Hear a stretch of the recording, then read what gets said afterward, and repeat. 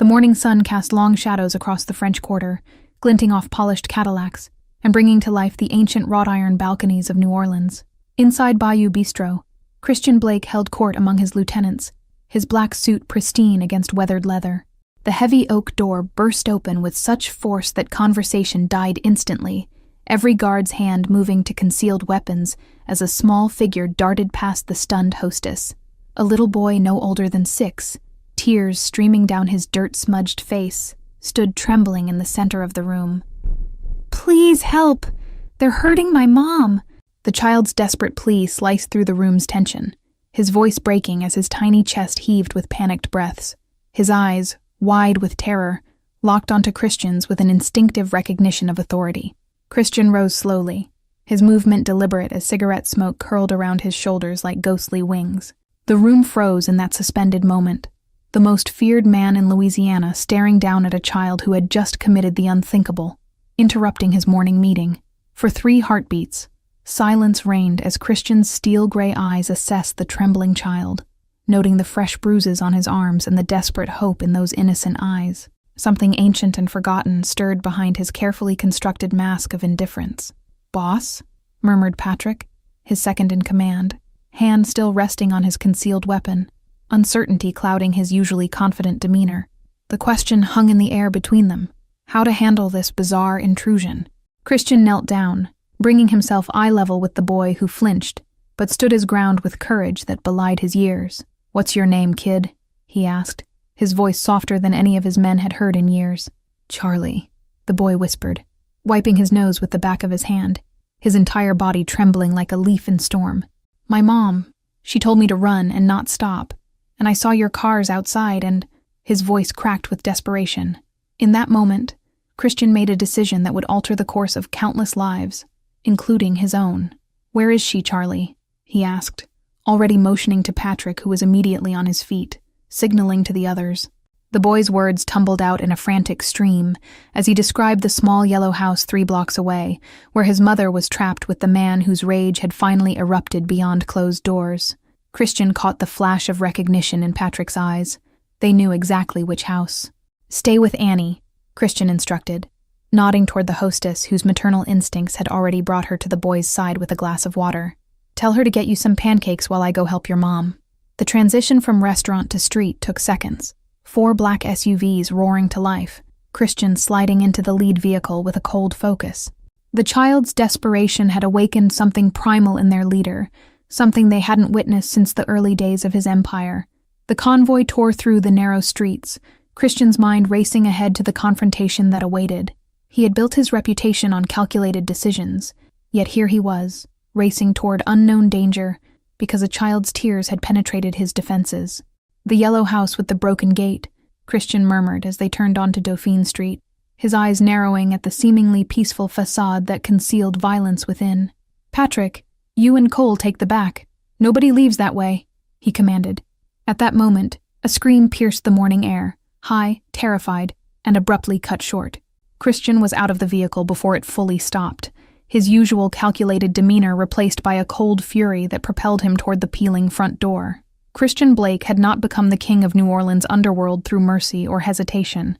His rise had been meteoric and brutal. At 29, he controlled everything from the docks to the high-end casinos, his name spoken in whispers even among police. His empire stretched from the Mississippi to the swamplands, built on a foundation of loyalty purchased through both fear and protection. The Blake Syndicate was known for its code. Betrayal meant death, but loyalty meant prosperity beyond imagination. The sprawling mansion in the Garden District where Christian resided alone was a testament to his success. Marble floors imported from Italy, artwork worth millions adorning walls. Yet for all its grandeur, it remained as cold and empty as its owner's heart. What few knew about Christian Blake was that he had crawled from the gutters himself, orphaned at 12, surviving on streets that devoured weaker children. The scars on his body told stories of lessons learned through blood and pain. His lieutenants, Patrick, Cole, and the others, were not merely employees, but the closest thing to family Christian had allowed himself since watching his mother die. They followed him not just from fear, but from a grudging respect for a man who never asked for more than he himself would give. Women came and went in Christian's life, beautiful, sophisticated companions who adorned his arm at galas and warmed his bed at night. None had ever penetrated the armor he'd built around himself, the protective fortress that kept emotion at bay. Power was Christian's true companion.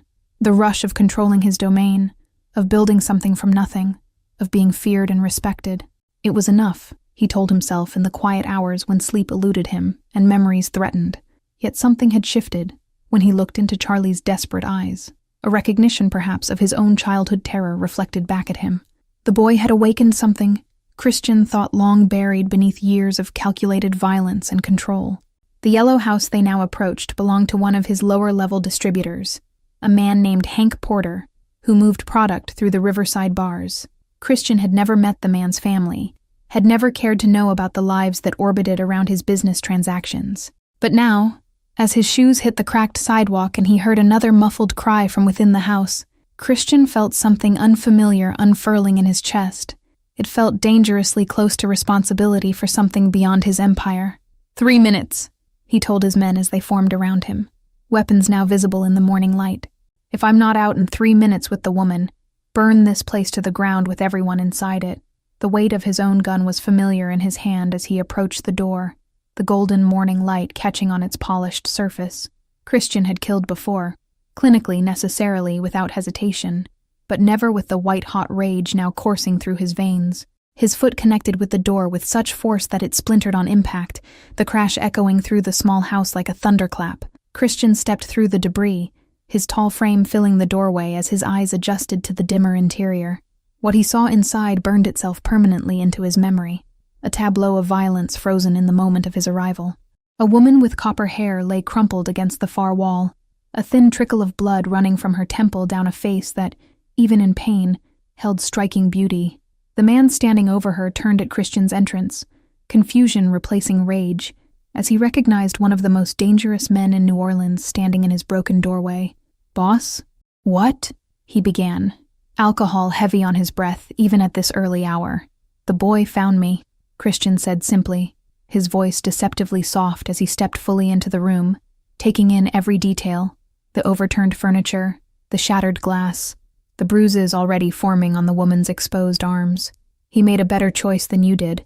The woman's eyes fluttered open at his voice, revealing irises the color of summer storms, gray with flecks of blue that widened in confusion and fear at the sight of the armed men filling her small living room. She tried to speak, but only managed a pained gasp.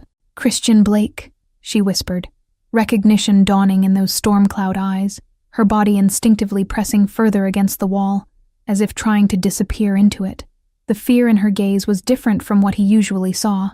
Not fear of the unknown, but fear of knowing exactly who stood before her.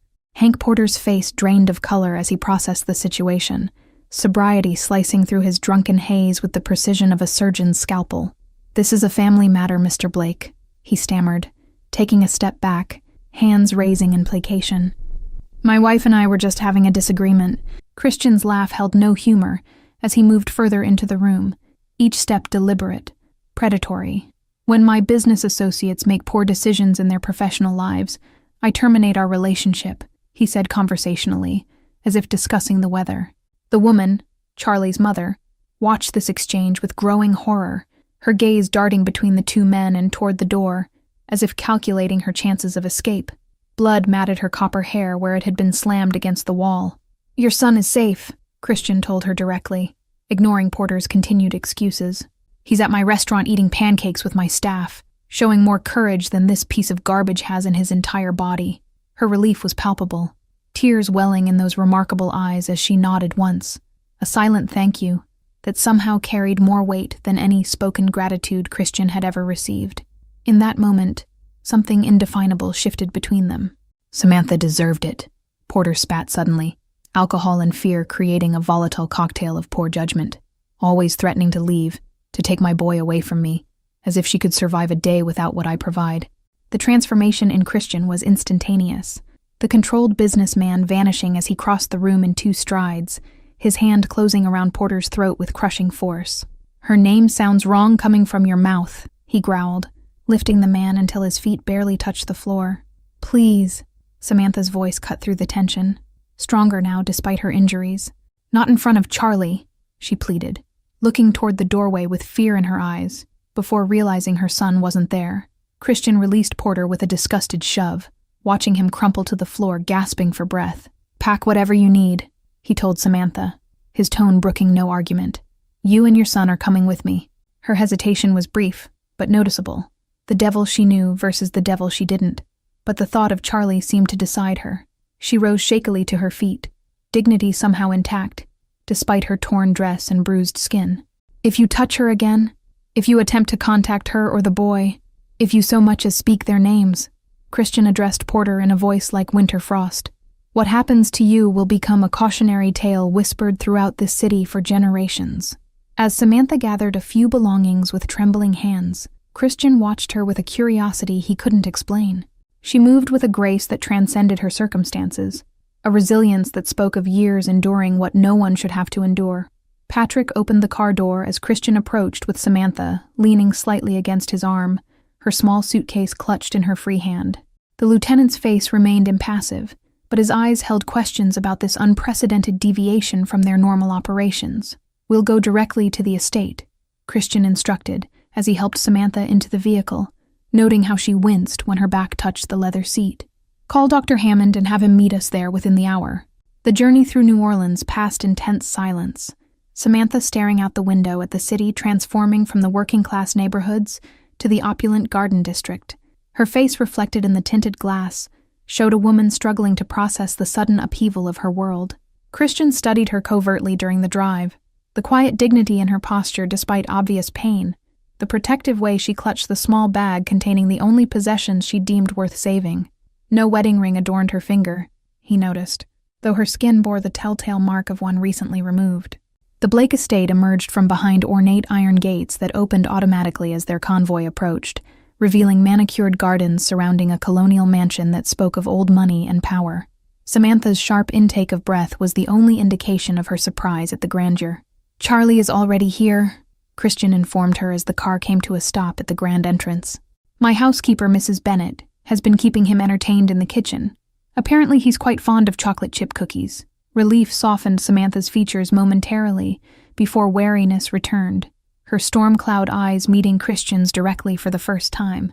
"Why are you doing this?" she asked quietly, her voice carrying neither accusation nor gratitude, merely a genuine desire to understand. The question caught Christian off guard. Straightforward inquiries about his motives were rare in his world of calculated moves and countermoves.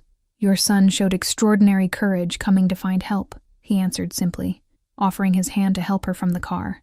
Charlie's excited cry of, "Mom!" cut through the formal atmosphere as they entered the marble foyer, the boy running from the direction of the kitchen with chocolate smeared across one cheek. He stopped short at the sight of his mother's injuries, his small face crumpling with a mixture of relief and renewed distress. Samantha dropped to her knees despite the pain it clearly caused her, gathering her son into a fierce embrace that spoke volumes about their bond. "You were so brave, my little knight," she whispered into his hair, tears finally breaking through her composed exterior. Christian watched this reunion with an unfamiliar tightness in his chest, suddenly feeling like an intruder in his own home. He signaled silently to Mrs. Bennett, who appeared discreetly in a doorway, her kind face showing concern but not judgment at the scene before her. "Please show Mrs. Porter and Charlie to the East Wing guest suite," he instructed, deliberately using the formal title despite knowing from Samantha's earlier reaction that she likely didn't consider herself married anymore. "Dr. Hammond will be arriving shortly to check on our guests." Charlie looked up at Christian with those same brave eyes that had captured his attention in the restaurant, though now they held something new, a child's simple trust that pierced through layers of hardened cynicism. "You saved my mom, just like you said you would," he stated with absolute certainty. Samantha rose shakily, keeping her son close against her side as she faced Christian. "We can't stay here," she said softly, though the statement lacked conviction, as her eyes darted toward the impressive staircase that led to security she hadn't known in years.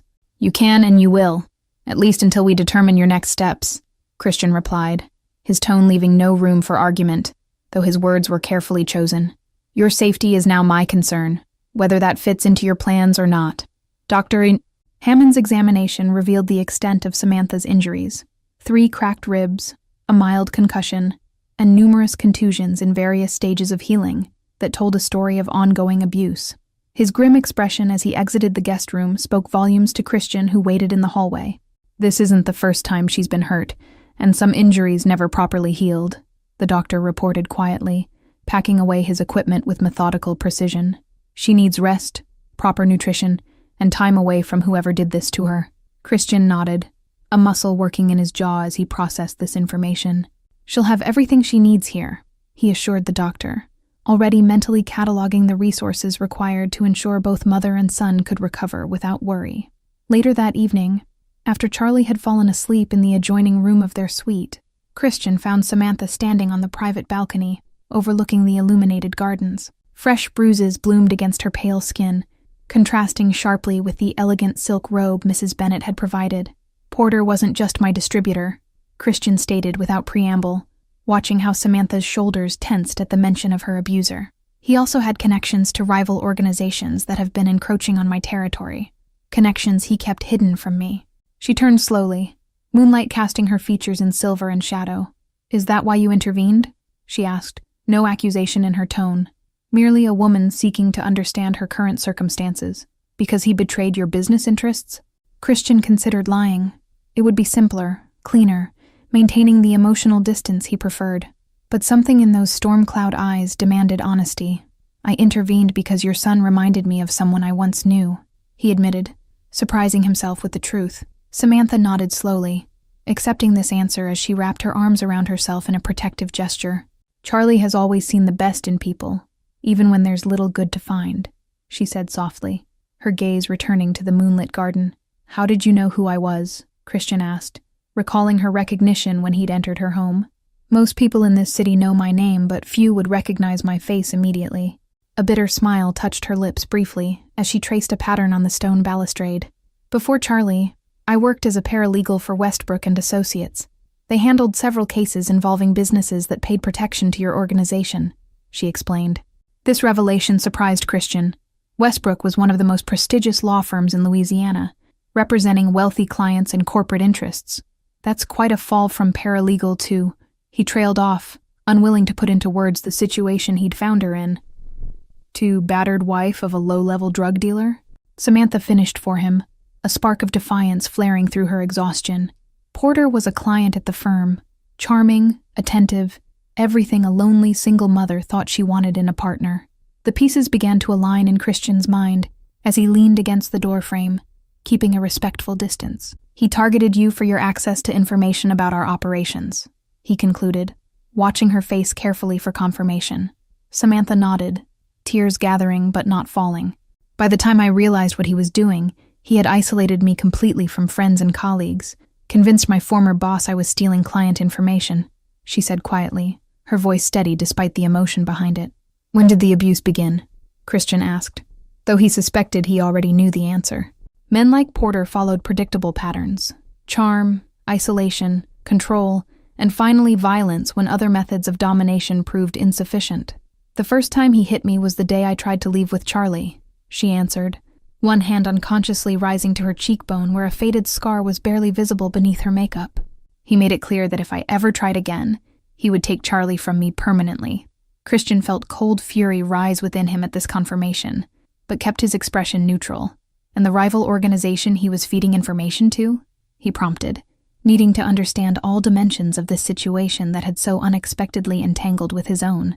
"The Cardona family from Miami," Samantha revealed, her voice dropping to nearly a whisper as if the name itself might summon danger. "I found correspondence. They're planning something big, using Porter as their entry point into New Orleans." Days stretched into weeks at the Blake estate, spring blossoming across the gardens as Samantha's visible wounds began to heal.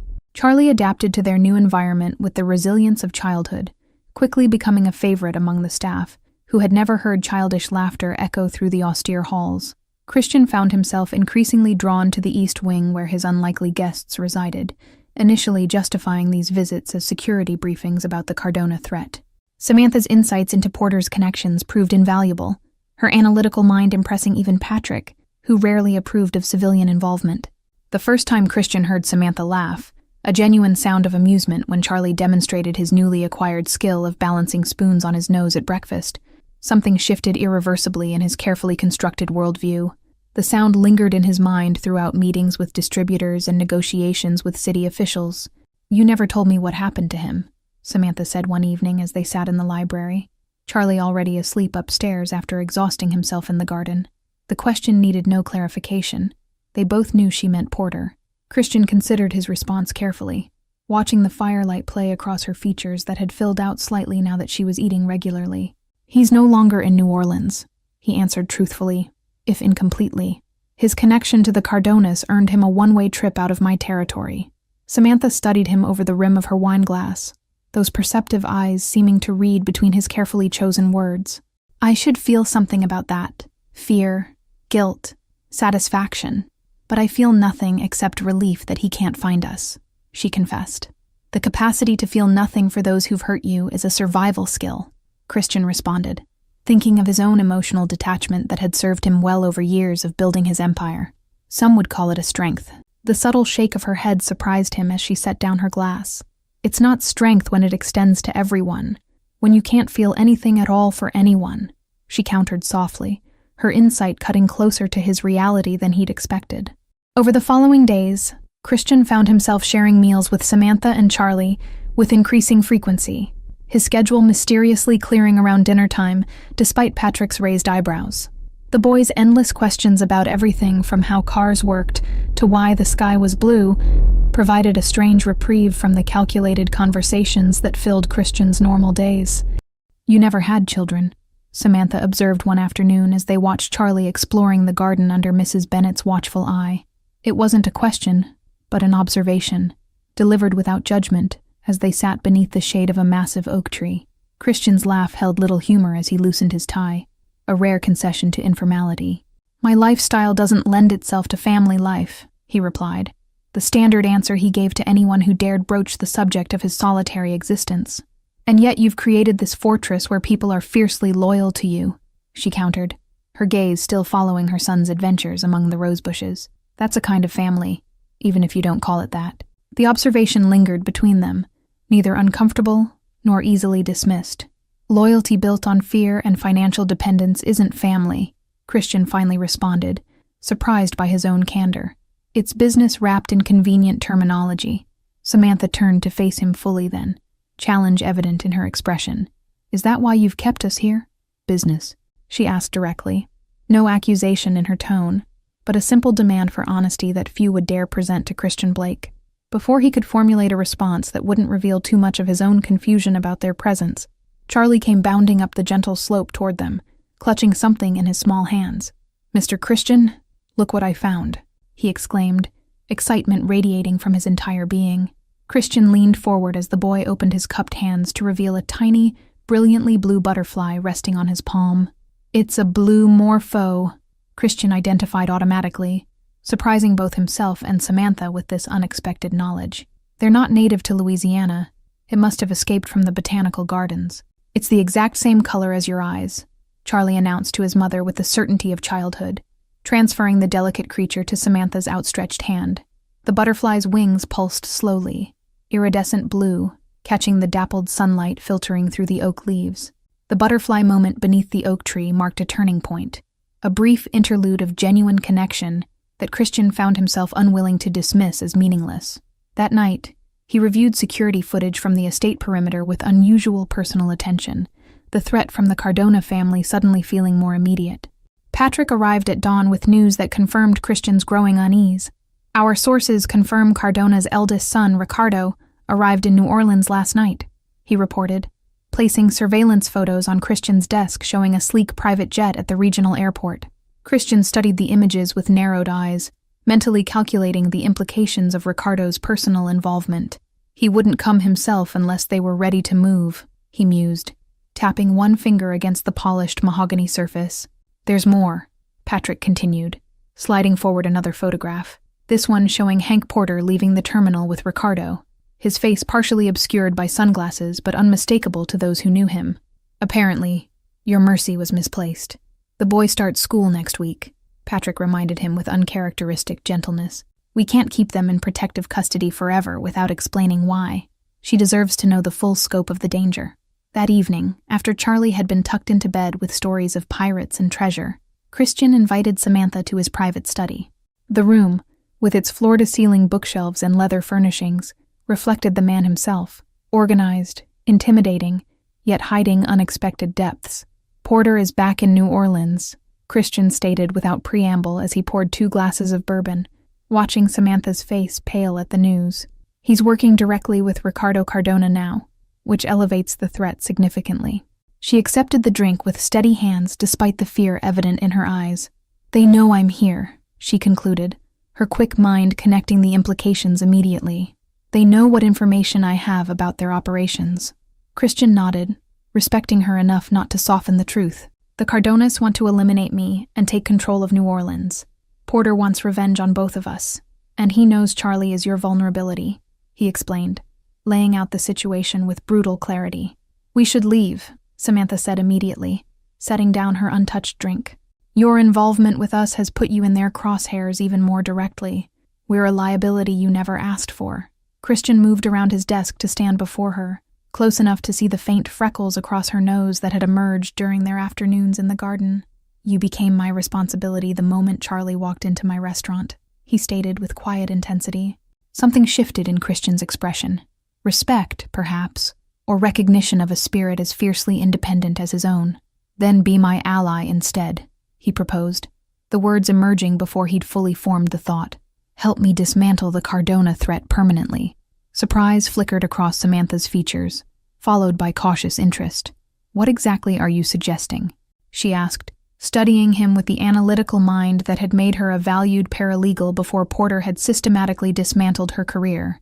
"You have insider knowledge about Porter's connection to the Cardonas, legal training, and a perspective my organization lacks," Christian explained, warming to the idea as he spoke. "Together, we can create a strategy they won't expect from a man they believe operates solely through force." Samantha considered this proposition, conflict evident in her expression. "And Charlie?" she asked, her primary concern never wavering regardless of the circumstances. "He deserves a normal life, not one surrounded by danger and criminal enterprises. Charlie deserves to grow up safe, with a mother who isn't looking over her shoulder for the rest of her life," Christian countered gently. "Helping me means ensuring that future for both of you, one decisive action instead of a lifetime of running." The truth of his words registered in her eyes as Samantha rose from her chair, moving to the window that overlooked the moonlit garden, where earlier that day, her son had played without fear for the first time in years. "What's your plan?" she asked finally, her decision evident in those 3 simple words. Christian felt an unfamiliar sensation expand in his chest, not the cold satisfaction of a business deal secured, but something warmer and more complex. "We'll use the Cardona's expectations against them," he began, already mentally assembling the pieces of a strategy unlike any he'd employed before. The trap was set with precision that reflected both Christian's tactical experience and Samantha's meticulous attention to detail. The abandoned warehouse on the riverfront had once served as a transfer point for Christian's organization, but had been strategically leaked as his current base of operations. Ricardo Cardona prided himself on personal involvement in major territory expansions, a trait that made him both respected and predictable to those who understood the patterns of ambitious men. The surveillance team confirmed his arrival at the meeting point, Porter at his side like an eager shadow. "Remember, we only need the electronic evidence from Porter's phone," Christian reminded Samantha, as they reviewed the operation from the secure command center he'd established 3 blocks away. "Once we have that, the FBI will handle the Cardonas using the RICO case your former firm was building." Samantha nodded, her focus absolute as she monitored the surveillance feeds showing Ricardo's men taking positions around the warehouse perimeter. "Porter keeps everything on his encrypted phone, emails, bank transfers, meeting recordings," she confirmed, her knowledge of her abuser's habits now a powerful weapon. The operation unfolded with practiced efficiency. Ricardo and his lieutenants entered the warehouse expecting to ambush Christian, only to find federal agents emerging from concealed positions. The chaos that erupted was calculated and controlled, each element unfolding according to the carefully orchestrated plan. "Porter is trying to escape through the east exit," Samantha reported suddenly, her attention fixed on a monitor showing a solitary figure breaking away from the main confrontation. "He's not with the main group being detained." Christian was moving before she finished speaking, Patrick already calling in the secondary team to cut off Porter's escape route. "Stay here," Christian ordered Samantha, the command softened by the quick touch of his hand against hers. This ends tonight. The alleyway behind the warehouse lay in deep shadow, the sounds of the federal raid muffled by distance, and the constant hum of the nearby river.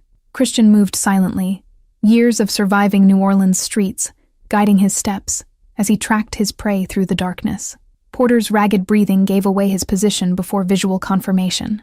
The man was hunched behind a dumpster, frantically typing on his phone with trembling fingers.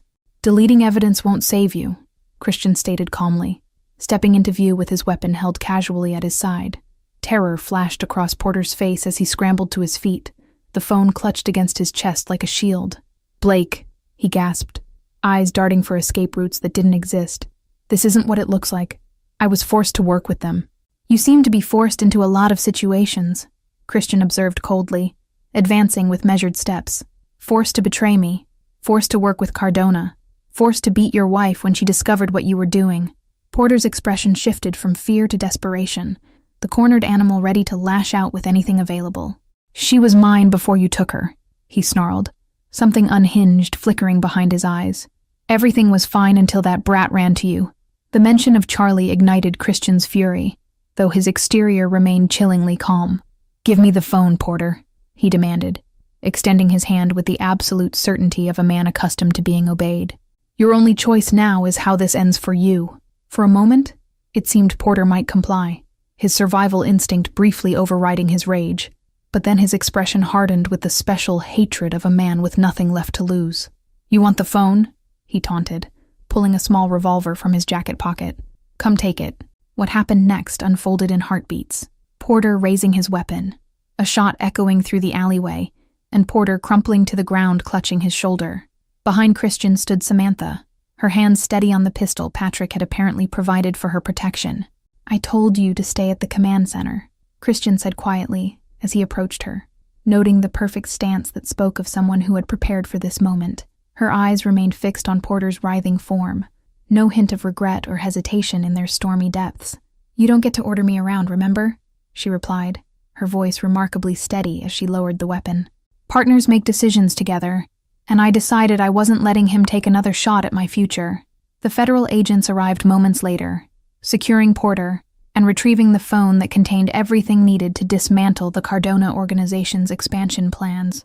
As they led him away, Porter's venomous gaze fixed on Samantha with undisguised hatred. "This isn't over," he spat, blood staining his expensive shirt. Christian stepped between them, shielding Samantha from those hate-filled eyes.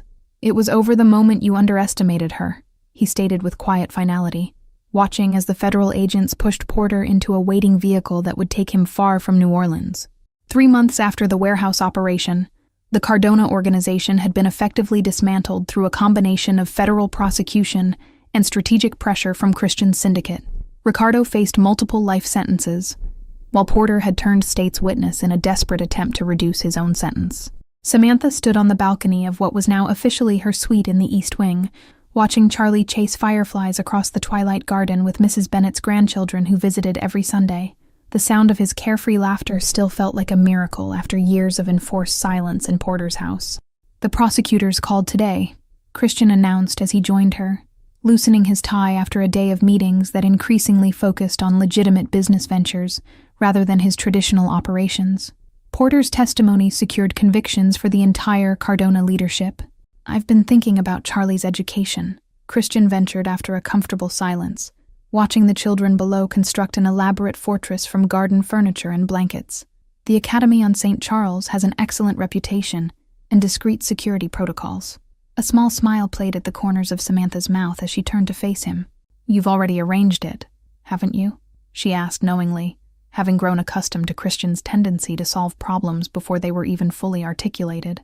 "I may have had a preliminary discussion with the headmaster," he admitted with the faintest hint of sheepishness that only she ever witnessed. "But the final decision is yours, as always." The "as always" hung between them, an acknowledgement of the careful boundaries they had established, the respect for autonomy that formed the foundation of whatever this was becoming. "Thank you for consulting me this time," Samantha replied, genuine appreciation warming her voice.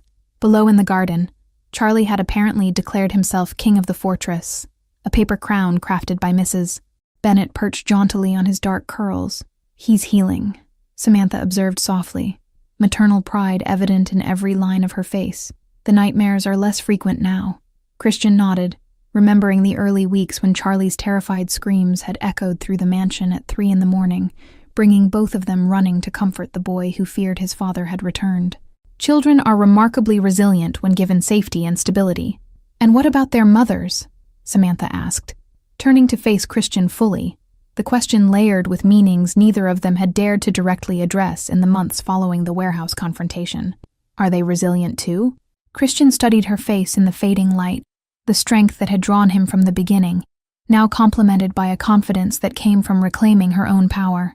I think they're the most resilient of all, he answered honestly, allowing himself to truly see her. Samantha set down her wineglass, her movements deliberate as she closed the distance between them. I've made a decision, she stated, the directness that he had come to appreciate evident in her tone. About our arrangement here. Christian felt an uncharacteristic moment of uncertainty. The possibility that she might leave now that the threat was eliminated had haunted him more than he cared to admit. Whatever you need, it's yours, he offered, the words emerging more vulnerable than intended. What I need, she began, her storm cloud eyes holding his with unwavering intensity, is to stop pretending that what's between us is merely convenient or strategic or temporary. The admission hung in the air between them, neither a question nor a demand, but a simple truth finally acknowledged. Samantha, Christian breathed her name like something precious, his carefully maintained control wavering for perhaps the first time in his adult life. I'm not asking for promises or declarations, she continued, her practical nature asserting itself even in this moment of emotional honesty. I'm simply acknowledging what's already here, something neither of us planned but both of us built, day by day. Christian reached for her then, his touch gentle as he traced the line of her jaw with fingers that had ordered deaths and built empires, but now trembled slightly at this far more consequential contact. I've never been good at naming what matters to me, he admitted quietly. Then don't name it, Samantha suggested, leaning into his touch with the trust that had been earned through actions rather than words. Just show me, as you've been doing since the day you broke down Porter's door. When their lips finally met, it felt like the inevitable conclusion to a story that had begun with a desperate child running into a restaurant, and the unlikeliest of heroes rising to answer the call. The kiss deepened with months of unspoken longing, finally finding expression. Below in the garden, Charlie looked up at the balcony and nudged Mrs. Bennett, pointing with the innocent perception of childhood at the two figures silhouetted against the warm light from within. The older woman smiled knowingly, ushering the children inside with promises of ice cream to give the adults their moment of privacy. Later that night, after Charlie had been tucked in with stories and kisses, Christian and Samantha sat in the library discussing the future, not with grand declarations or dramatic promises, but with the practical considerations of two people who had survived enough to value substance over sentiment. The legitimate businesses need expansion, Christian mused, Samantha's head resting comfortably against his shoulder as they shared the oversized leather chair. There's potential in the tech sector that we haven't explored yet. Samantha hummed thoughtfully, her legal mind already connecting possibilities. I've been reviewing the portfolio. With my paralegal background, I could help restructure the holdings to create more separation between your various interests, she suggested. Every great family started somewhere, Samantha replied with quiet wisdom, her hand finding his in the comfortable space between them. Even the Medicis began as merchants before becoming patrons and powers. The comparison sparked something in Christian's imagination, a legacy beyond power and fear, perhaps something that Charlie could one day inherit without shame. Partners in all things, then? He proposed, the question carrying weight beyond business arrangements. Samantha turned to face him, the firelight catching the copper highlights in her hair and the certainty in her eyes. Partners in all things, she agreed, sealing the pact with a kiss that promised beginnings rather than endings. Thank you all for following this story. If you enjoyed it, please write in the comments where you're watching from. And don't forget to like, subscribe, and share this video, as your support is crucial for me to continue creating content here.